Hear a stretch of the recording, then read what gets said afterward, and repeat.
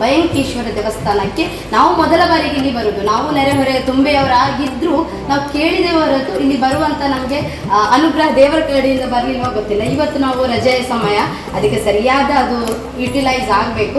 ಹಾಗೆ ಇಲ್ಲಿಯ ಹಿನ್ನೆಲೆ ಏನು ಅಂತ ಹೇಳುವ ಪರಿಚಯವನ್ನು ಮಾಡಿಕೊಡುವ ಜನರಿಗೆ ಅಂತ ಒಂದು ಇವತ್ತು ಪ್ರಯತ್ನದಲ್ಲಿ ಇದ್ದೇವೆ. ಹೇಳಿ, ಯಾವ ರೀತಿಯಾಗಿದ್ದು? ಭವಾಯ ಚಂದ್ರ ಚೂಡಾಯ ನಿರ್ಗುಣಾಯ ಗುಣಾತ್ಮನೆ ಕಾಲ ಕಾಲಾಯ ರುದ್ರಾಯ ನೀಲಗ್ರೀವಾಯ ನಮೋ ನಮಃ. ಭಯಂಕೇಶ್ವರ ಸಪರಿವಾರ ದೇವತಾಭ್ಯೋ ನಮಃ.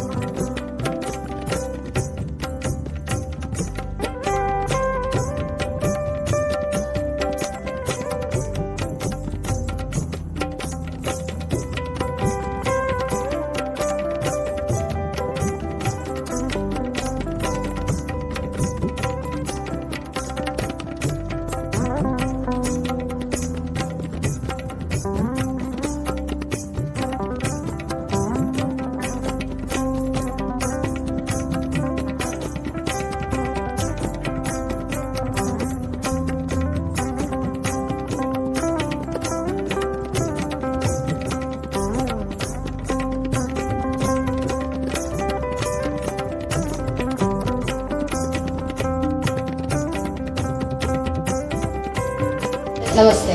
ನಾವೊಂದು ಸಂಸ್ಕಾರ ಸುರಭಿ ಅಂತ ಚಾನಲ್ 1 ವರ್ಷದಿಂದ ಮಾಡಿಕೊಂಡು ಬಂದಿದ್ದೇವೆ. ಈ ಸಂಸ್ಕಾರ ಸುರಭಿ ಹೇಳಿದರೆ ಅದರಲ್ಲಿ ನಮ್ಮದು ಮುಖ್ಯವಾದ ಕಾನ್ಸೆಪ್ಟ್ ಬಾಲಗೋಕುಲ, ಮಕ್ಕಳಿಗೆ ಧರ್ಮ ಶಿಕ್ಷಣ ಮತ್ತು ಸಂಸ್ಕಾರದ ಶಿಕ್ಷಣವನ್ನು ಕೊಡುವಂತಹ ಒಂದು ಸಂಘದ ಅಡಿಯಲ್ಲಿ ನಾವು ಮನುಷ್ಯ ಮತ್ತು ನಾನು ಲತಾ ಮಾತಾಜಿ ಅಂತ ಹೇಳಿ ವೃತ್ತಿಯಲ್ಲಿ ಶಿಕ್ಷಕಿಯಾಗಿದ್ದೇನೆ. ಹಾಗೆ 1 ವರ್ಷದಿಂದ ಮಾಡ್ಕೊಂಡು ಬಂದಿದ್ದೆ. ಅದರ ಜೊತೆಗೆ ನಮ್ಮದು ಈ ಯೂಟ್ಯೂಬ್ ಚಾನಲ್ ಏನಕ್ಕೆ ಮಾಡಿದ್ದೇವೆ ಅಂತ ಹೇಳಿದರೆ ಮಕ್ಕಳಿಗೆ ಎಲ್ಲ ಕಡೆ ಕಲಿಸುವಂಥ ಪ್ರಯತ್ನ ಮಾಡ್ತಾರೆ. ಇನ್ನು ಕೆಲವರು ಆ ಸಂಘದೊಳಗೆ ಬರ್ತಾ ಇಲ್ಲ ಬಾಲಗೋಕುಲದ, ಅಂತಹ ಸಂದರ್ಭದಲ್ಲಿ ಆ ಮಕ್ಕಳಿಗೆ ನಾವೇನು ಶಾಲೆಯೊಳಗೆ ಬಾಲಗೋಕುಲ ಎನ್ನುವ ಒಂದು ಸಂಘದೊಳಗೆ ಏನು ಕಲಿಸ್ತೇವೆ ಅದರ ವಿಷಯ ಮಕ್ಕಳಿಗೆ ತಲುಪಬೇಕು. ಮತ್ತು ನಾವು ಏನೋ ಕಲಿಸಿಕೊಂಡು ಬರ್ತೇವೆ, ನಮಗೆ ಡಾಕ್ಯುಮೆಂಟ್ರಿ ಆಗಿ ಏನೂ ಇಲ್ಲ. ಮುಂದಿನ ಮಕ್ಕಳು ನಾವು ನೋಡುವಾಗಲೂ ನಮಗೆ ಕಲಿಸಿದಂತಹ ವಿದ್ಯೆ ನಮಗೆ ನೋಡುವಂಥದ್ದು ಬೇಕು ಅಂತ ಹೇಳಿ ಒಂದು ವಿಚಾರವನ್ನು ಇಟ್ಕೊಂಡು ಯೂಟ್ಯೂಬ್ ಚಾನಲನ್ನು ಮಾಡಿದ್ದೇವೆ. ಅದು ಬಿಟ್ಟರೆ ನಮ್ಮ ಊರೊಳಗೆ ಸುಮಾರಷ್ಟು ದೇವಸ್ಥಾನಗಳಿದೆ. ಎಲ್ಲ ಒಂದು ಟೂರ್ ಅಂತ ಹೇಳಿ ಒಂದಷ್ಟು ಪ್ಯಾಕೇಜ್ಗಳನ್ನು ಮಾಡಿ ದೂರದ ದೇವಸ್ಥಾನಗಳನ್ನೆಲ್ಲ ಹೋಗುವವರೇ ಜಾಸ್ತಿ. ಹಾಗಂತ ಮೊನ್ನೆ ಆದ ಘಟನೆಯೂ ಕಾರಣ ಒಂದು, ಅದೂ ಆಗೋದಲ್ಲ, ದೂರ ಕಡೆಗೆ ಹೋಗ್ತೇವೆ. ಆದರೆ ಹತ್ತಿರದಲ್ಲಿರುವ ದೇವಸ್ಥಾನ ನಮಗೆ ಗೊತ್ತೇ ಇರುವುದಿಲ್ಲ. ಅಂತ ಹತ್ತಿರದ ದೇವಸ್ಥಾನ ನಮ್ಮ ಹತ್ತಿರದವರಿಗೆ ಪರಿಚಯ ಮಾಡುವಂತಹ ಪ್ರಯತ್ನ ನಮ್ಮದು. ದೂರ ದೇವಸ್ಥಾನಕ್ಕೆ ಮುಂದೆ ಹೋಗ್ಬೋದು, ಅದೇ ಊರಲ್ಲಿರುವ ದೇವಸ್ಥಾನದ ಪರಿಚಯ. ಅದಕ್ಕಾಗಿ ಇವತ್ತು ನಮ್ಮ ಪಾಣೆಮಂಗಳೂರು ನರಿಕೊಂಬು ಇಲ್ಲಿ ಪ್ಲೇಸಲ್ಲಿ ಇರುವಂತಹ ಭಯಂಕೇಶ್ವರ ದೇವಸ್ಥಾನಕ್ಕೆ ನಾವು ಮೊದಲ ಬಾರಿಗೆ ಇಲ್ಲಿ ಬರುವುದು. ನಾವು ನೆರೆಹೊರೆ ತುಂಬೆಯವರಾಗಿದ್ದರೂ ನಾವು ಕೇಳಿದವರದ್ದು ಇಲ್ಲಿ ಬರುವಂಥ ನಮಗೆ ಅನುಗ್ರಹ ದೇವರ ಕಡೆಯಿಂದ ಬರಲಿಲ್ವ ಗೊತ್ತಿಲ್ಲ. ಇವತ್ತು ನಾವು ರಜೆಯ ಸಮಯ, ಅದಕ್ಕೆ ಸರಿಯಾದ ಅದು ಯುಟಿಲೈಸ್ ಆಗಬೇಕು. ಹಾಗೆ ಇಲ್ಲಿಯ ಹಿನ್ನೆಲೆ ಏನು ಅಂತ ಹೇಳುವ ಪರಿಚಯವನ್ನು ಮಾಡಿಕೊಡುವ ಜನರಿಗೆ ಅಂತ ಒಂದು ಇವತ್ತು ಪ್ರಯತ್ನದಲ್ಲಿ ಇದ್ದೇವೆ. ಹೇಳಿ, ಯಾವ ರೀತಿಯಾಗಿದ್ದು? ಭವಾಯ ಚಂದ್ರ ಚೂಡಾಯ ನಿರ್ಗುಣಾಯ ಗುಣಾತ್ಮನೆ ಕಾಲ ಕಾಲಾಯ ರುದ್ರಾಯ ನೀಲಗ್ರೀವಾಯ ನಮೋ ನಮಃ. ಭಯಂಕೇಶ್ವರ ಸಪರಿವಾರ ದೇವತಾಭ್ಯೋ ನಮಃ. ಇಲ್ಲಿನ ಇತಿಹಾಸ ಏನು ಅಂದರೆ, ಒಂದು 600 ವರ್ಷದ ಹಿಂದೆ ಭಯಂಕರ ಮಹಾರಾಜ ಅವರಿಗೆ ಕನಸಲ್ಲಿ ಅಂದರೆ ಮನೆಯಲ್ಲಿ ತೊಂದರೆ ಮತ್ತು ಸಂತಾನಾಭಿವೃದ್ಧಿ ಇನ್ನಿತರ ದೋಷ ಪರಿಹಾರಕ್ಕೋಸ್ಕರ ಕನಸಲ್ಲಿ ಬಂದು ಭಯಂಕರ ಮಹಾರಾಜನಿಗೆ ಪಶ್ಚಿಮಾಭಿಮುಖವಾಗಿ ಒಂದು ದೇವಸ್ಥಾನವನ್ನು, ಶಿವನ ದೇವಸ್ಥಾನವನ್ನು ಕಟ್ಟಬೇಕು ಅಂತ ಕನಸಿನಲ್ಲಿ ಹೇಳ್ತಾರೆ. ಆ ಪ್ರಕಾರವಾಗಿ ಅವನು ಭಯಂಕೇಶ್ವರ ಬೆಂಕಿನಾಥೇಶ್ವರ ಅಂತ ಮೊದಲು. ಬೆಂಕಿನಾಥೇಶ್ವರ. ಅದು ನಂತರ ಹಾಗೆ ಭಯಂಕೇಶ್ವರ ಅಂತ ದೇವಸ್ಥಾನ ಆಯಿತು. ಆಮೇಲೆ ಅದು ಸಣ್ಣ ಪ್ರಮಾಣದಲ್ಲಿ ನಾವು ಕಟ್ಟಿರ್ತಾರೆ. ನಂತರ 600 ವರ್ಷ ಅಂದರೆ 1923ರಲ್ಲಿ ರಥೋತ್ಸವ ಎಲ್ಲ ಇತ್ತಂತೆ. ಆ ರಥ ಬಂದ ದೊಡ್ಡ ಭಾರಿ ಬೊಳ್ಳ ಅಂದರೆ 1974 1923ರಲ್ಲಿ ಬಂದಂತಹ ಆ ಪ್ರವಾಹಕ್ಕೆ ರಥ ಎಲ್ಲ ಕೊಚ್ಚಿಕೊಂಡು ಹೋಗಿದೆ ಅಂತ ಹಿರಿಯರು ಹೇಳಿದ್ದಾರೆ. ಮತ್ತು ಈಗ ಸದ್ಯದ ವಿಷಯ ಏನಂದರೆ ಈಗ 6-8 ವರ್ಷದ ಹಿಂದೆ ಪುನರ್ನಿರ್ಮಾಣ ತುಂಬ ಹಳೆಯದಾಗಿ ಸಣ್ಣ ಗೋಪುರ ಥರ ಇಷ್ಟೇ ಸಣ್ಣ ಇದರಲ್ಲಿ ಇತ್ತು ಈ ಬಾಲಾಲಯ ಭಯಂಕೇಶ್ವರ ದೇವರು. ಒಂದು 8 ವರ್ಷ ಹಿಂದೆ ಸೋಮಯಾಜಿಗಳವರ ಫೇಮಿಲಿ ಅವರು ಸೋಮಯಾಜಿಗಳು ಗಣೇಶ್ ಸೋಮಯಾಜಿಗಳು ಅಂತ ಅವರು ಒಂದು 5-6 ಕೋಟಿ ಖರ್ಚು ಮಾಡಿ ಊರಿನವರಿಗೆಲ್ಲ ಒಳ್ಳೆ ಅನುಕೂಲವಾಗಲಿ ಅಂತ ಗ್ರಾಮದೇವರು ಊರಿನ ಗ್ರಾಮದೇವರು ಸಹ ಹೌದು ಎಲ್ಲರಿಗೂ ಅನುಕೂಲವಾಗಲಿ ಅಂತ ಇದು ಬ್ರಹ್ಮಕಲಶ ಎಲ್ಲ ಮಾಡಿದ್ದಾರೆ. ಮತ್ತು ವಾಸ್ತು ಪ್ರಕಾರವಾಗಿ ಸ್ವಲ್ಪ ಸಮಸ್ಯೆ ಇದ್ದಿರೋದರಿಂದ ಗಣಪತಿ ಮತ್ತು ದುರ್ಗೆಯನ್ನು ಈಗ 1 ವರ್ಷದಿಂದ ಹೋದ ವರ್ಷ 2024 ಫೆಬ್ರವರಿ ಮಾರ್ಚಲ್ಲಿ ಮತ್ತೆ ಬ್ರಹ್ಮಕಲಶ ಆಗಿದೆ. ಈಗ ಸೋಮವಾರ ವಿಶೇಷ. ಸೋಮವಾರ ಇಲ್ಲಿ ದೇವರಿಗೆ ತುಂಬ ರುದ್ರಾಭಿಷೇಕ ಸೇವೆ ಎಲ್ಲ ಹೋಗ್ತದೆ. ಬೆಳಗ್ಗೆ 7 ಗಂಟೆಗೆ ಮಹಾಪೂಜೆ, ಮಧ್ಯಾಹ್ನ 12 ಗಂಟೆಗೆ ಮಹಾಪೂಜೆ, 12 ಗಂಟೆ ಮತ್ತೆ ಅನ್ನದಾನ ಸೇವೆ ಸಹ ಡೈಲಿ ಅನ್ನದಾನ ಇದೆ. ಅನ್ನದಾನ ಸೇವೆ ಮತ್ತೆ 1 ಗಂಟೆಗೆ ಕ್ಲೋಸ್ ಆಗಿ ಸಂಜೆ 5:30ಗೆ ಓಪನ್ ಆಗಿ. ಅನ್ನದಾನದ ಹಿಂದೆ ಏನಾದರೂ ಅಂದ್ರೆ ಎಲ್ಲ ಕಡೆ ನಿರ್ದಿಷ್ಟವಾದ ಸೋಮವಾರ, ಇವಾಗ ಶಿವನ್ ಅಂತ ಹೇಳಿದ್ರೆ ಅದಕ್ಕೆ ಸೋಮವಾರ ವಿಶೇಷ ಅಂತ ದಿನಗಳಲ್ಲಿ ಊಟ ಇರ್ತದೆ. ಇನ್ನು ಕೆಲವಲ್ಲಿ ದೇವಿ ದೇವಸ್ಥಾನ ಅಂತ ಹೇಳಿದ್ರೆ ಶುಕ್ರವಾರ ಊಟ. ಆದ್ರೆ ಇಲ್ಲಿ ನಿತ್ಯ ಅನ್ನದಾಸೋಹ ಇದೆ ಅಂತ ಅದ್ರ ಹಿಂದೆ ಏನಾದ್ರು ಸೋಮಯಾಜಿಗಳು ಅಂತ ಇದ್ದಾರೆ. ರಘುನಾಥ್ ಸೋಮಯಾಜಿ ಅಂತ ಅವರು ವೃತ್ತಿ ತುಂಬಾ ಅನುಕೂಲ ಅಂತ ಇದ್ದಾರೆ. ಅವರಿಗೆ ಒಂದು ಮನಸ್ಸಲ್ಲಿ ನಾವು ಡೈಲಿ ಅನ್ನದಾನವನ್ನು ಕೊಡಬೇಕು ಅಂತೆಲ್ಲ ಬಂದಂತಹ ಭಕ್ತರಿಗೆ ಯಾವತ್ತೂ ಸೀದಾ ಹೋಗದೆ ಅವರು ಮಧ್ಯಾಹ್ನದ ಹೊತ್ತು ಊಟ ಮಾಡಿಯೇ ಹೋಗ್ಬೇಕು ಅಂತ 12 ಗಂಟೆಗೆ ಪಲ್ಲ ಪೂಜೆ ಆದ್ರೆ ಪೂಜೆ ಆಗಿ ಮತ್ತೆ 2:30 ತನಕ ಡೈಲಿ ಅನ್ನದಾನ ಸೇವೆ ನಡೀತಾ ಉಂಟು. ಈಗ ಒಂದು ವರ್ಷದ ಮೇಲೆ ಆಯ್ತು ಅನ್ನದಾನ ಸೇವೆ ಎಲ್ಲ ಆರಂಭವಾಗಿ ಇರ್ತಾರೆ. ಡೈಲಿ ಒಂದು 100-150 ಜನ ಬರ್ತಾರೆ, ಸ್ವೀಕರಿಸಿ ಹೋಗ್ತಾರೆ. ಪ್ರತಿನಿತ್ಯ ಜನಗಳು ಹಾಗೆ ಬರ್ತಾ ಇರ್ತಾರೆ. ವರ್ಷದ ಇದು ಜಾತ್ರೆ ಅಂದ್ರೆ ಶಿವರಾತ್ರಿ ಕುಡಿಯೇರಿ 5 ದಿನದ ಜಾತ್ರೆ, 5 ವಿಶೇಷ.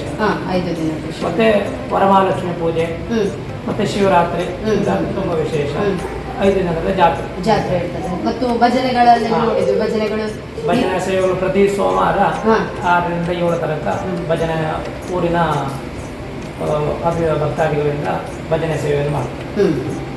ಇಲ್ಲಿ ಹೊರಗಡೆ ಒಂದು ಮೈತ್ರಿ ಗುರುಕುಲ, 2-3 ಗುರುಕುಲ ಮತ್ತು ಸಹಯೋಗದಿಂದ ಶಿಬಿರಗಳನ್ನು ನಾವು ನೋಡಿದ್ವಿ. ಈ ಶಿಬಿರದ ಬಗ್ಗೆ ದೂರದಲ್ಲಿ ಅವರು ವೈಯಕ್ತಿಕವಾಗಿ ಅಲ್ಲಿ ಎರಕಳದಲ್ಲಿ ಮಾಡಿದ್ದಾರೆ. ಇಲ್ಲಿ ನಡೆಯುವಂಥದ್ದಲ್ಲ. ಭಾರಿ ಖುಷಿ ಆಯಿತು. ಯಾಕಂತ ಹೇಳಿದ್ರೆ ನಮ್ಮ ಊರಲ್ಲಿ ಇಂಥದ್ದೆಲ್ಲ ದೇವಸ್ಥಾನಗಳಿದೆ, ಪರಿಚಯ ಇಲ್ಲ. ನಾವು ನೋಡ್ಬೇಕಿದ್ರೆ ಇಲ್ಲಿ ಕಲಾಕೃತಿ ಹೇಗಿದೆ ಅಂತ ಭಾರಿ ಚೆಂದ ಇದೆ. ಹೊರಗಡೆ ನೋಡ್ಬೇಕಿದ್ರೆ ಒಂದೊಂದು ದೇವರ ಚಿತ್ರಣಗಳನ್ನು ಕೆತ್ತನೆ ಹೇಗೆ ಮಾಡಿದ್ದಾರೆ, ಅದ್ರ ಜೊತೆ ಅದರ ಹೆಸರು ನೋಂದಾವಣೆ ಕೂಡ ಮಾಡಿದ್ದಾರೆ. ಅದು ನೋಡ್ಲಿಕ್ಕೆ ಭಾರಿ ಖುಷಿ ಆಯಿತು.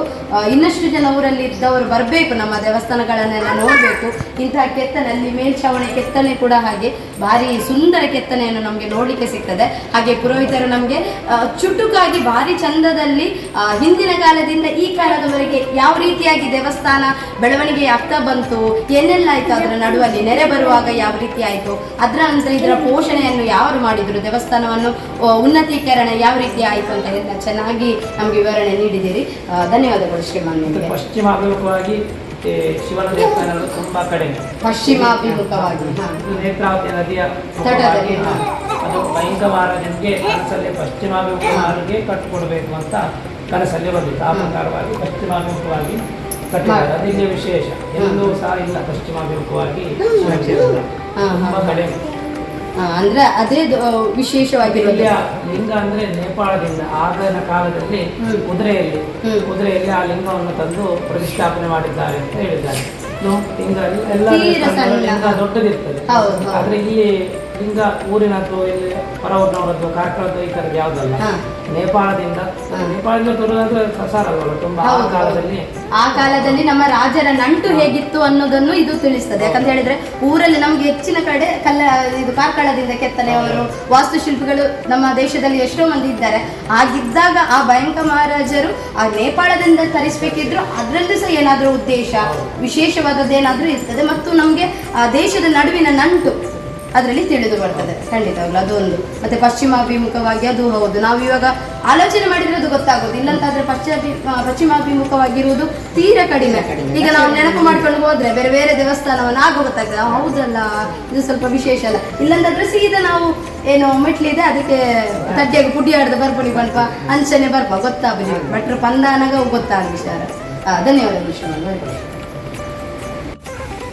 ನಮಸ್ತೆ ಇಂಕಲು ಯಕರ್ದಿಂಚಿ ಭಯಂಕೇಶ್ವರದ ವಿಚಾರಣೆ ಬಟ್ಟಡ ಕೇಂದ್ರ ತೆರೆಯುವಂತ ಅಂಚನೆ ಈ ಭಯಂಕೇಶ್ವರ ದೇವಸ್ಥಾನದ ವಿಶೇಷದಾದ ಅಂದ್ಕೇಂಡ ಸುತ್ತ ದೇವಸ್ಥಾನ ಪೋಂಡಲ ಮೂಲು ಸುತ್ತಲ ದೇವರನ್ನ ಬೇತೆ ಬೇತೆ ಮೂರ್ತಿಲುಂಡು. ಈ ದೇವರನ ಮೂಲು ಪಾಶುಪತ ಮೂರ್ತಿ ಅಂಚನೆ ಕಾಳೇಶ್ವರ ಮೂರ್ತಿ ಅಂಚನೆ ಬೇತೆ ಬೇತೆ ರೀತಿಡು ದೇವರು ಓ ಮಾತ ಅವತಾರನ ದಿತ್ತೊಂದಿರು ಏನೇನ ಮಾತ ಸಂಹಾರ ಮಂತಿರು ದುಷ್ಟ ಸಂಹಾರಗೋಸ್ಕರ ಏತು ಮಾತ ಅವತಾರ ದಿತ್ತೊಂದಿರು ನೀನು ಮಾತೆಲ್ಲ ಎಲ್ಲೆಲ್ಲ ರೀತಿಡು ಕಥೆತ ರೂಪಡು ನೇಟ ತೂಯರ ತಿಕ್ಕಡು ಎದುರುಡು ದೇವಸ್ಥಾನದ ಎದುರುಡು ಬಾರಿ ಪೊರ್ಲಾದ ಬೇತೆ ಬೇತೆ ಮೂರ್ತಿಲುಂಡು. ನಮ್ಮ ಈ ವೀಡಿಯೋಡು ಏನು ತೂವೊಂದು ಪೋಕ ತೋ ಅಂಚಾದ ಉಪ್ಪುನಾಗ ದೇವರನ ಮೂರ್ತಿ ನೆಗೊಂಡು ಎಂಗ್ಲೈನ್ ತೂವೊಂದು ಪೋಕ ಏಕಪಾದ ಮೂರ್ತಿ ಒಂಜೇ ಪಾದಡು ದೇವರು ಅಂತ ಅಂದಿನಿ ಐಟು ಮೂಜಿ ದೇವರನ್ನ ಚಿತ್ರಲ್ ತೂಯರ ತಿಕ್ಕೊಂಡು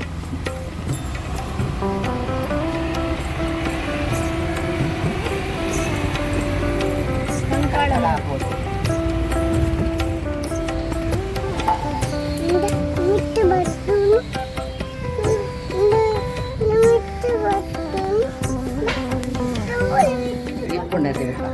ಜನಕ್ಕೂ ಬರೋದಿಪ್ಪೇರ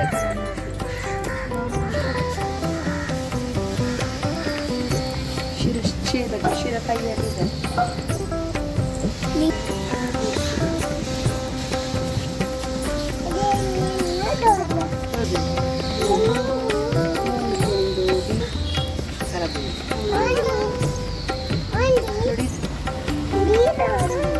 ಡಿ ರಾಮಟಿ